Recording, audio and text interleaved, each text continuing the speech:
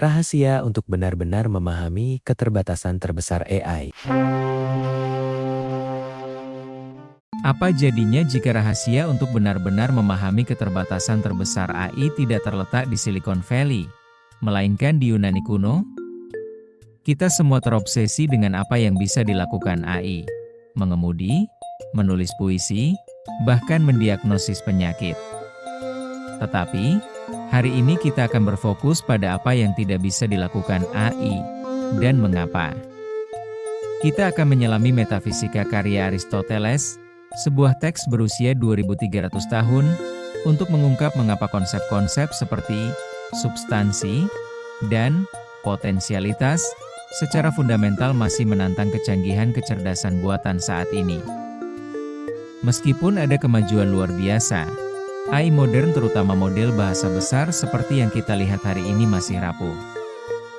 Mereka cemerlang dalam statistik, tetapi payah dalam pemahaman yang mendalam. Contoh 1, halusinasi AI.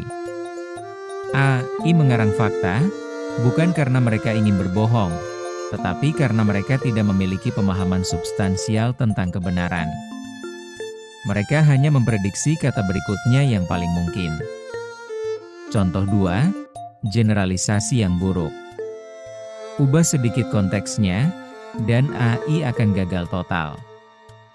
Mereka tidak dapat berpindah dari "ini adalah kucing" ke "ini adalah hakikat dari seekor kucing". Inilah masalahnya.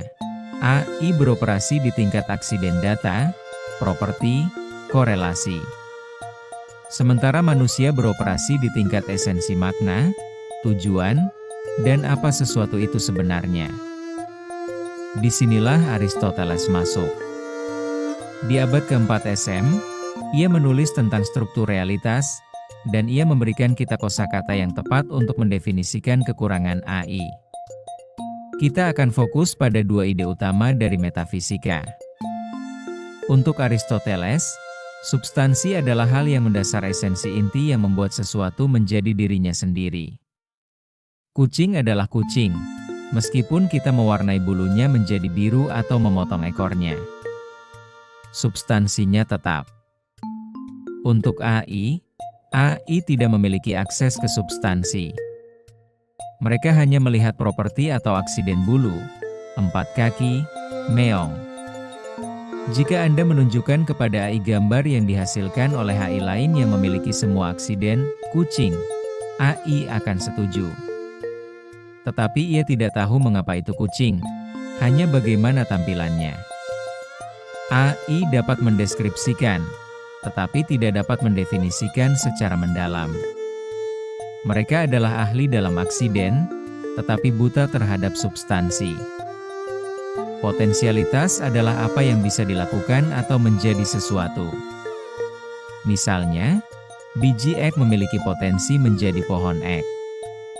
Aktualisasi adalah mewujudkan potensi itu biji ek telah menjadi pohon ek.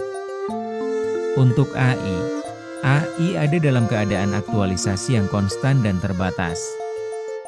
Ia hanya dapat beroperasi dengan data yang sudah dimasukkan ke dalamnya. Ia tidak memiliki potensi untuk mengembangkan konsep, memformulasikan tujuan baru yang belum diprogram, atau memahami ide-ide yang belum dipelajari secara statistik.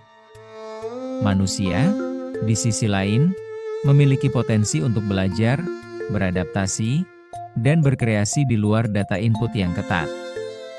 Ini adalah jantung dari pemahaman yang sebenarnya potensi untuk melihat realitas baru. AI tidak memiliki dorongan internal untuk bergerak dari potensialitas ke aktualisasi yang didorong oleh pemahaman diri atau tujuan. Jadi, ketika kita membahas keterbatasan AI, kita tidak perlu membuang-buang waktu dengan benchmark teknis yang rumit. Kita hanya perlu mengacu pada filosofi dasar. Keterbatasan terbesar AI adalah filosofis, bukan teknis. 1. Ketiadaan substansi. Mereka tidak mengerti apa sesuatu itu, hanya bagaimana kelihatannya secara statistik. 2. Keterbatasan potensialitas. Mereka tidak dapat benar-benar bertumbuh di luar parameter data yang sudah ditetapkan. Dengan menggunakan kerangka Aristoteles, Kita dapat berhenti bertanya, kapan AI akan pintar? Dan mulai bertanya, dapatkah mesin yang tidak memahami substansi dan tidak memiliki potensi sejati, pernah disebut cerdas? Kita akan melihat bagaimana ahli etika AI modern perlahan-lahan kembali ke pertanyaan-pertanyaan ini, dan bagaimana hal ini akan menentukan masa depan kecerdasan buatan. Apa yang Anda pikirkan? Apakah menurut Anda Aristoteles memberikan cetak biru untuk batasan AI? Mari kita bahas. Anda mungkin berpikir bahwa AI tingkat lanjut bisa memahami apa saja, bukan? Menguasai bahasa, menulis kode, memprediksi pasar saham. Mereka melakukan hal-hal yang pernah kita anggap hanya bisa dilakukan oleh manusia. Namun, ada alasan mengapa bahkan algoritma terpintar pun berjuang dengan sesuatu yang sangat mendasar seperti keberadaan being. Video ini akan mengungkap mengapa pertanyaan filosofis Aristoteles yang paling mendalam tentang eksistensi itu sendiri terbukti menjadi penghalang tak terduga dan pamungkas bagi kecerdasan buatan. Kita akan membedah mengapa AI, yang begitu mahir dalam data, tidak memiliki akses ke hal yang paling mendasar dari semua hal, yaitu apa artinya menjadi sesuatu. Jadi, kecerdasan buatan, sejauh yang kita tahu, adalah kecerdasan yang sangat terbatas. Ini adalah kecerdasan yang cemerlang dalam mengolah sifat-sifat, aksiden, tetapi buta terhadap keberadaan inti, substansi. Untuk membuat AI yang benar-benar sadar atau memahami, para ilmuwan komputer harus beralih dari pengkodean ke ontologi studi tentang keberadaan. Selama AI hanya melihat korelasi dan bukan realitas yang mendasarinya, Aristoteles akan tetap menjadi hambatan yang tidak terduga dan abadi. Keberadaan, bagi manusia, melibatkan intensionalitas, kemampuan untuk memiliki pikiran tentang sesuatu, memiliki keyakinan, harapan, atau tujuan.